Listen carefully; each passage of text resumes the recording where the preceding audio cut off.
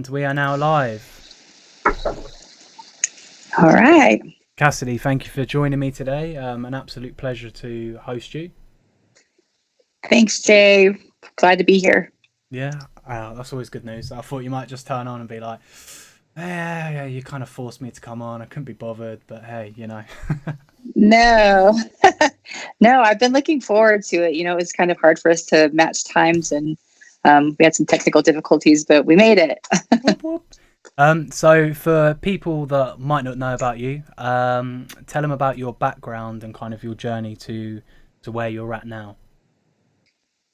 So I have been an athlete basically my whole life, but I kind of got into Jiu Jitsu because I was doing bodybuilding and looking for something kind of in my off season to keep me active, to basically keep me from gaining a bunch of weight whenever I was in between bodybuilding shows. So I picked up Jiu Jitsu just because I had been an athlete my whole life and I wanted something to compete in, keep that competitive spirit going.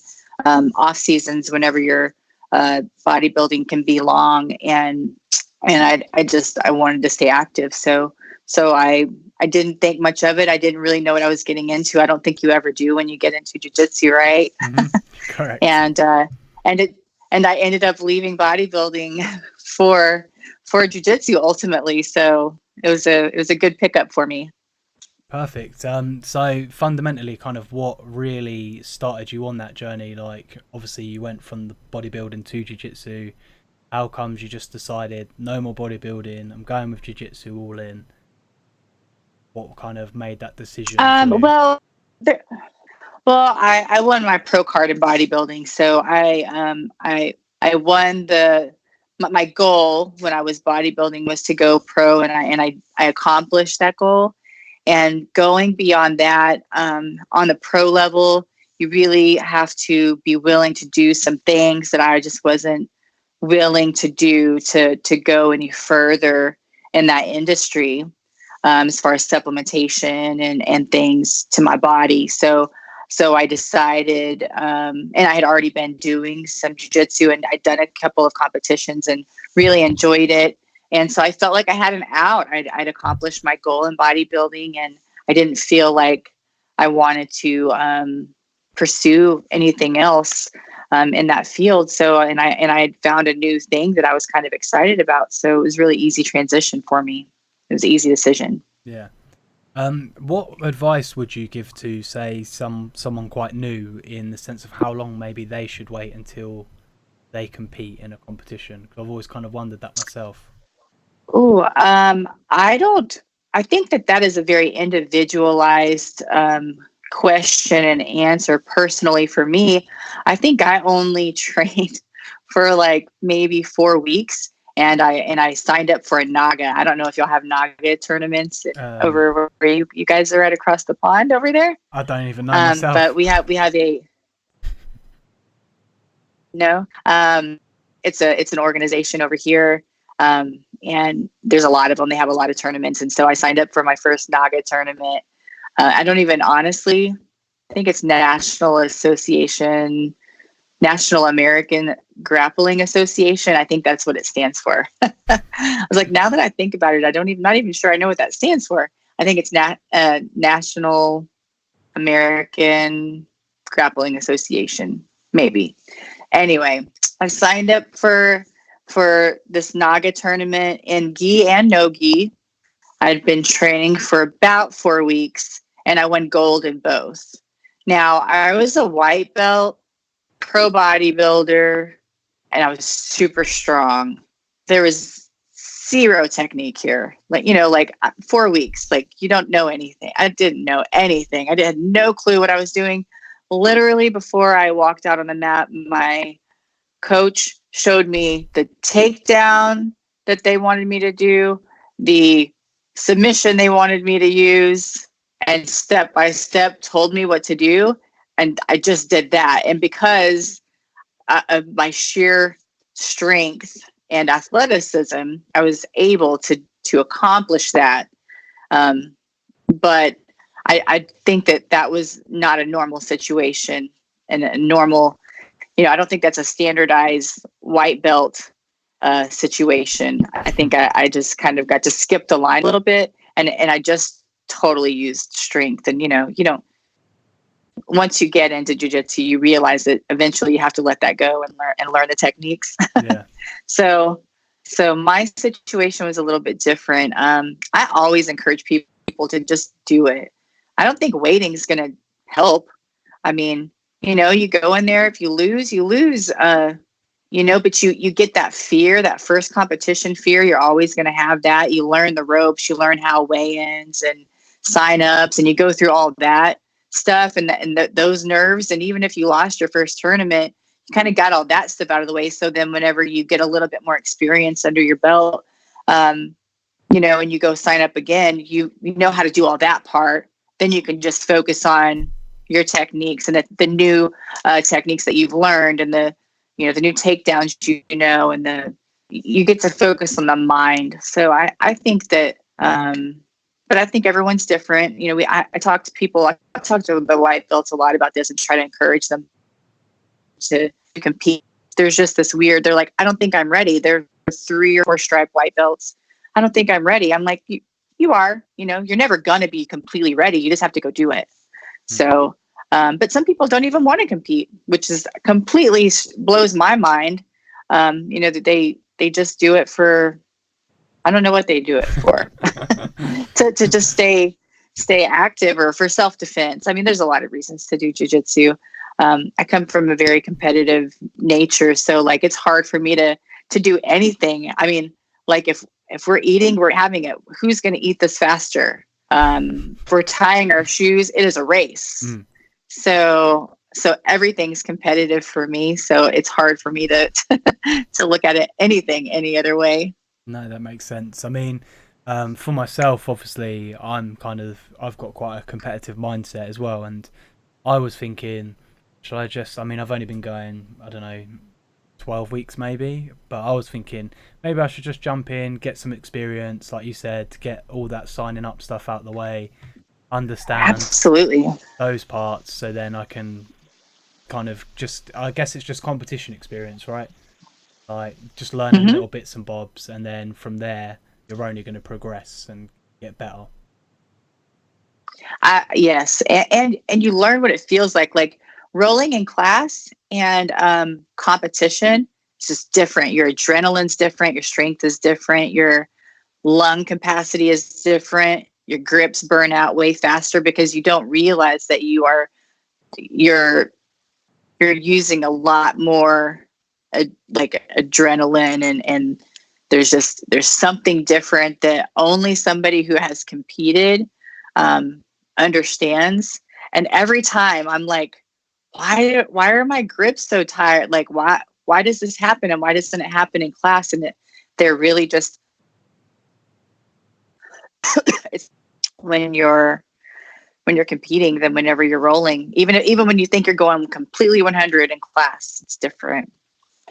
So no, I can imagine that as well, because I'm quite like relaxed when I roll in class, and I know for a fact as soon as the lights come on, I'd be like, yeah, 100 miles per hour, and be like, oh shit, what's going on here? Yeah, it's relatable to an extent. Do you ever roll with somebody and they like, you're expecting like this easy roll, like you're like, okay, we're gonna like ease into this, and they just come at you 100, and you're like, oh, all right, it's gonna be like that today. And so you kind of have to like really quick like turn it on. Has that happened to you yet? Yeah, no, that's happened Maybe to me. not. Yeah. No, yeah, because I tell the experienced people when I'm with them, like, I'm just like, just go 100% on me, like, because it's the way I want to learn. Like, I choke me out as many times as you can, please, because I just, that's the only way I'm going to learn. Like, I learn from my own mistakes in that, and also that's how I watch their move. I get bored otherwise if they're going, like, I know they're good, and it's like, you're going easy on me. Like, no, come on, like, give it to me. I want it. Yeah. Yep, I get frustrated whenever. I used to get frustrated when people went easy on me. I'm sure that the guys, they are good about applying proper pressure and weight distribution. But I think they for the most part, well, no, they definitely have to go easy on me because I roll with some killers. But they do a good job at making me work at least really hard. And I try to give them hell. I don't know that I do, but I try really hard to give them hell. I'm sure you do. I'm sure you do. So were you good from like day one, or like is it natural talent, or was it something that took you like a long time to perfect across? Do you feel like you had that kind of natural edge because you were competitive and things like that, and you absorbed it quicker? I think I'm still trying to get good. So no, I'm extremely athletic, and I always have been. I started at a very young age playing. I mean, I played soccer, basketball, volleyball. I ran track, cross country. I played everything in high school. I played roller derby for a while. Literally traveled around the country playing roller derby. And then I was bodybuilding. So I've always been an athlete. So I'm a fast learner. And that combined with, you know, a lot of strength, and I'm very flexible, very flexible. I think that those things made me good. To start, the strength really helped a lot from the beginning. And because I'd been bodybuilding, I wasn't as flexible when I first started, but it came back really fast. So I wouldn't say I was good at jiu-jitsu. You can't be, like, you just don't know, but I had a head start, I think, for most people, and for a female, for sure, because I'm stronger than most females, especially my age. I'm 40. Most people don't know that. So I am a little older, but I compete. It's like my super fights, sometimes I'm double the age of the girls that I'm competing against. So, so for my age and size, I feel like I've got a little bit of an advantage, and I have from the beginning. Now, as you get higher and further advanced, that stuff kind of goes away, and somebody with technique will still beat you every time. So you really have to focus on the technique. It matters. It's everything. Yeah. Does that motivate you a little bit as well, with like when you go on the mat, there's someone, 20-year-old, and you're like, okay, right, let's go. Does that like give you a little bit more motivation at all? This is something that I've struggled with right now. No, because I have an 18-year-old. And so it is competing with the younger girls has been really a big struggle for me. It is really hard for me to really go hard with them because, cross-facing a young girl, knowing that like there's potential to, bust her lip or break her nose, or, arm barring somebody and really having to pull on it, choking a young girl. These are just young girls to me. They're kids to me. My son's 18 years old. They are just kids to me. Yeah. And, I don't know that they are yet able to understand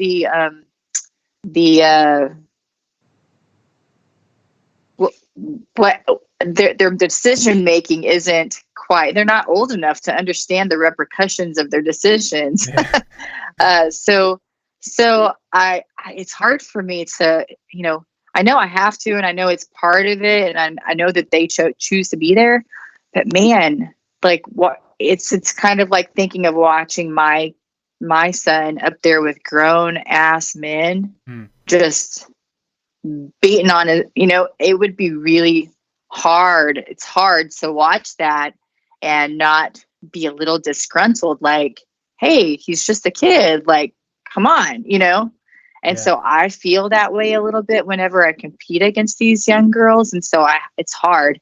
But then, you go to these tournaments and you feel the wrath of these young girls. I mean, I competed against actually a Gracie Baja young lady. She's a collegiate powerlifter, I believe. She's beast.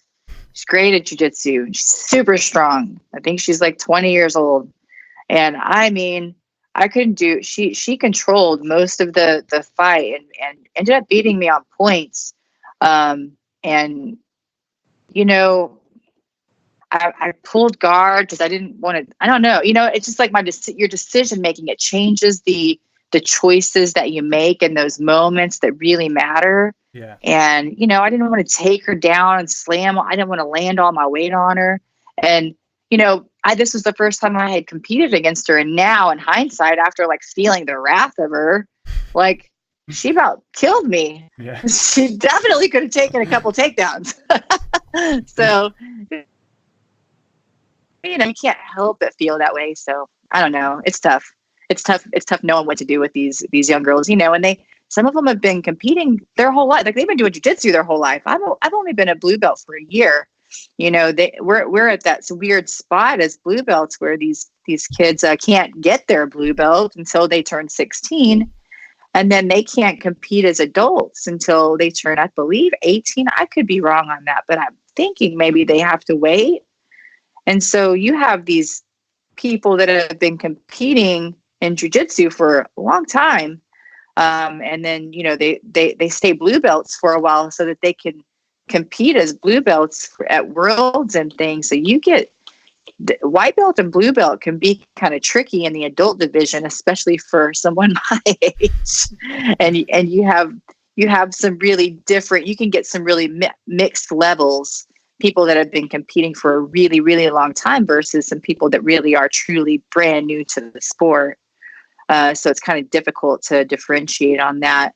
Yeah. So I struggle knowing where I should be. If I stay in the masters division, then I'll truly be with people who have been competing about the same amount of time as me. If they're a blue belt, you know, they can't have been, they're not a child prodigy that, you know, has been competing for 10 years. And there's a young girl named Mona Bailey here in Texas. And I mean, these kids are they're outstanding. It's beautiful. These Tackett kids, there's these Tackett boys here that compete. And man, they're it's phenomenal to see and scary, man. Like you think you're doing really good. And then you see these young kids and you're like, I don't know anything. It's beautiful way, and right? Scary. Yes.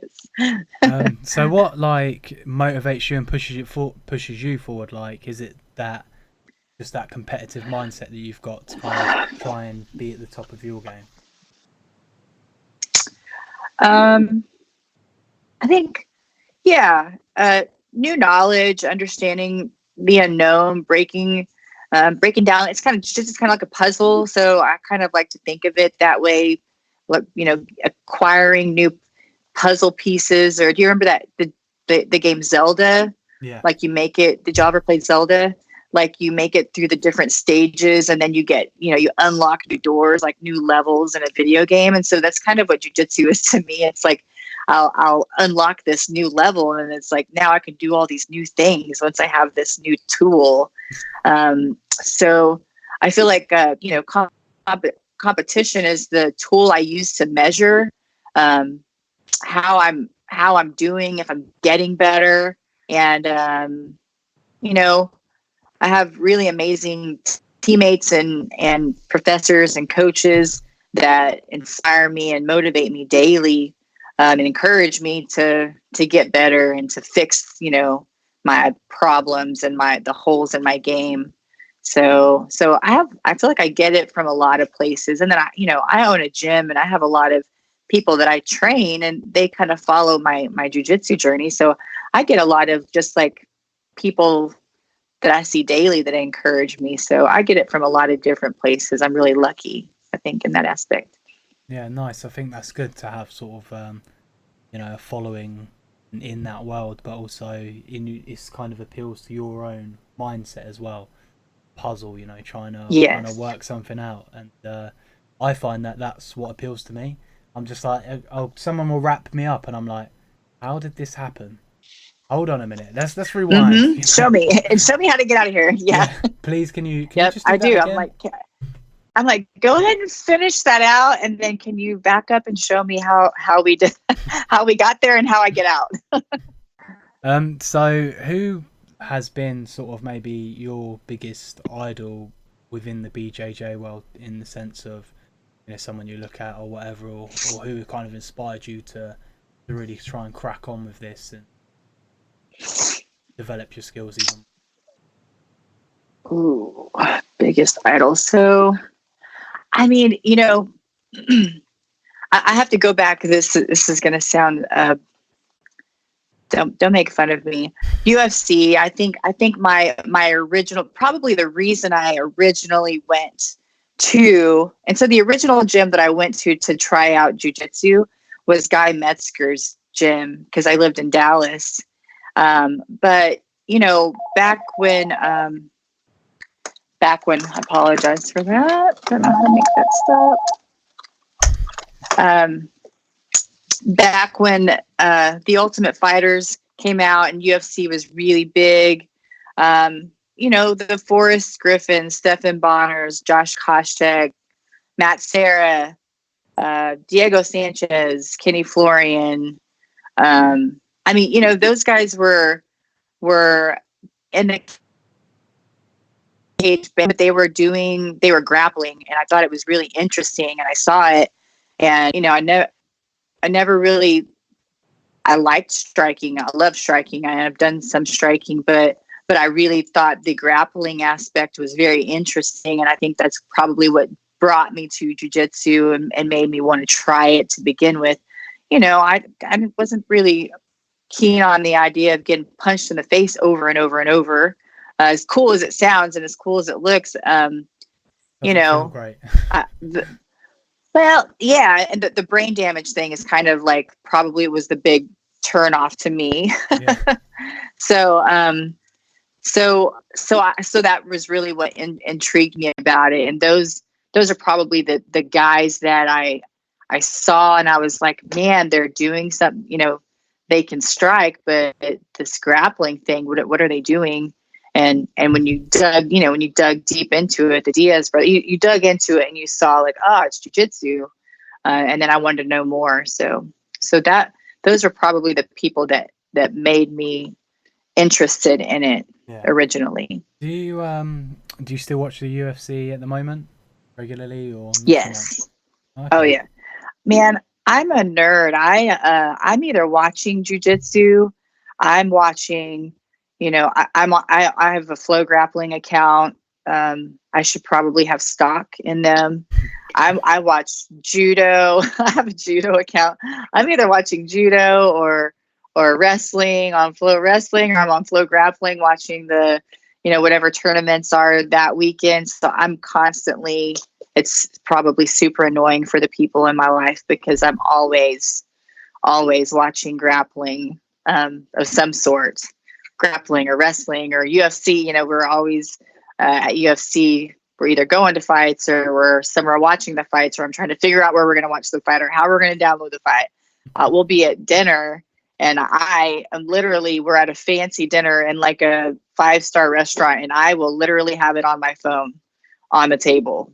I don't care how fancy the restaurant is. So yeah, I do watch it all the time. Do you find yourself thinking to yourself, oh, well, they're in that position, maybe they should try and do this? Like, I would do this if I was being put like that.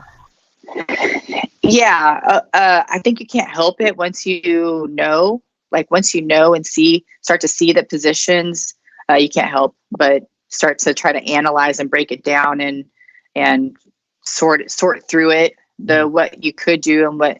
Now, you know, I think some people have the ability to coach. I'm not one of those people. Like, I mean, I can and I do. I try to help whenever I can. You know, they ask me to help every now and then with the teens class, and I'll come in and help. But there's a special gift that people have to be able to sideline coach and do a really good job and be like, hey, take your right hand and put it over their left shoulder. Because when they say stuff like that to me, I'm thinking, I literally have to sit there in my head and be like, you know, the like trick where you're like, where's your left hand? Yeah. L. Literally that goes through my So if I can't figure out which right hand is my right hand, I can't be trying to tell someone which foot is their right foot, their left foot, and over the other person's right foot. Like, I don't know how they do it. It's brilliant and amazing to me. And there's a special gift that those people have. And I've not acquired. I just feel like maybe I haven't unlocked that stage of my jujitsu yet. Yeah, It's not yeah. there. Someday I'll get there. So what would you say has been your sort of biggest achievements within Brazilian Jiu-Jitsu? Well, so in 2019, my goals were very simple and clear. I wanted to win gi worlds and no gi worlds, and that's what I did. I did the Houston. Well, I actually, every tournament that I did last year, I won gold in everything that I competed in. So that was 2019 was a really great year for me. Now, you do that, and that was really awesome, and it was really exciting. And then you do it, and then this year it's kind of like, what am I supposed to do this year now? Like, what is my because I'm still a blue belt, and in IBJJF you have to be a blue belt for a certain amount of time before you can. Even if I were to go to purple belt now, I think I couldn't compete, so it would be kind of pointless for me. So not that I'm a purple belt, because I think I'm right where definitely where I need to be. Yeah. At blue belt. I still have some stuff to accomplish. So, but yeah, last year my goals were to win both gi and no gi worlds in the same year, and I did that. Now I did that in the masters division, and so I kind of played around a little bit this year and feel around in the adult division, and talking through some of it. I'm still kind of like unsure on what I want to do with that, because it really is a whole different animal, and it's a lot of changes for me, and it's a big age difference, and I think I'm really struggling, like I said, with the idea of competing against the young girls. Yeah. And you don't get to decide or choose the age, and I really struggle with that, and I feel like it really changes my decision making in the matches, and so I don't feel like my best me is out there sometimes whenever I get these really young girls. So it's hard. And I can't seem to overcome that mind block. Yeah, I mean, it makes sense. So I think maybe at least Masters 1 is the better place for me. Yeah, I mean, it makes sense with the age thing as well, because obviously, if you think about it, you're like, I'm old enough to be your mother, and I really want to kind of do this, but I don't. Yeah, I mean, Andy, there's a big difference in a 40-year-old body and a 20-year-old body. And I think when you're 30 and you hear people say that, you're like, you're just being a wuss. But when you get to be 40, it's you like really start. I think when you get to be about 35, you really start to feel it. And you're like, man, they were lying. Like, something really does change.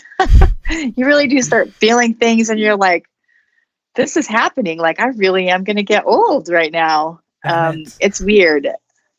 Yeah. You start feeling these joints and things that people were talking about. You're like, I remember whenever I was younger, people said stuff, and I was like, yeah, I think you're just being a P word, Becky. I think you can just suck it up a little bit. Yeah. And now Becky was right. Like, it really does suck getting old. So do you prefer gi or no gi, and sort of why? I don't have a preference. I like them both. I think they're both necessary. I think they I think that they both help you. I think gi complements no gi, and vice versa. I think the no gi training complements gi training. When you don't have a grip, having no gi experience really allows you to supplement. If you can't get a grip, you use ankles and feet and grips that you would use a no gi, because if you can't get a lapel or a sleeve or pant leg, you have no gi experience, so you know how to manage not being able to grab a hold of the gi. And in no gi, I think that it's harder probably going from a gi and to no gi and not having those grips. I came from a no gi only background. So my first year and a half of jiu-jitsu was no gi only for the most part. Well, pretty much all of it was no gi only. So I went from no gi only into a gi. And I think that's the easier way to go. I think it's harder if you come from gi only and then you start trying to implement no gi because you're so used to always having the gi to grab. So, but I think they really do complement each other very well. And I think, as far as self-defense, it's definitely necessary to know both. Yeah, I mean, I'm training in no gi at the moment, but obviously I want to start picking up gi as well because apparently it's a whole different ball game, in the sense of sparring and stuff like that. And I haven't experienced it. Absolutely is. It's slower. Gi's faster, harder, sloppier. It's like sweaty and like slippery. No gi is frustrating. I mean, gi is frustrating because you can be like held and pulled and like it's slower and like somebody's like holding you against your will and then they choke you with your own gi and it really pisses you off. Whenever you're just used to no gi, the first time you get choked with your own gi or like someone just pins you down and holds you with your gi, it really pisses you off. Like the first time I ever trained in a gi, I was like, I am never putting one of those things on again. I absolutely hated it. And I wanted to start swinging. Like it made me want to punch people. I was so mad. I remember. But now I love my gi. You just have to learn it and you have to be patient. No, that's, I think for me, it's going to be the step in the sense of, because obviously the club I'm at only runs a certain amount of no gi sessions and quite a lot of gi sessions, and so I want to kind of typical. Yeah, I want to get the most out of it. Do you know what I mean? And learn the most I can, and I want to get good. At some point, maybe in like 10 years. I don't know, something like that. 10 years time, I might be half decent. Maybe, I'm not sure. It takes some time for sure. So how do you manage your time? Because obviously, like you said, you've got your own business with personal training, family stuff. How do you sort of balance it all out? Well, luckily, because I own my business, I'm a personal trainer. I get to build my own schedule. So I feel I'm blessed and lucky to be able to do that. And I think like anything that, truly matters to you, you make it happen. You prioritize, you get up earlier, you go to bed later, just find a way. I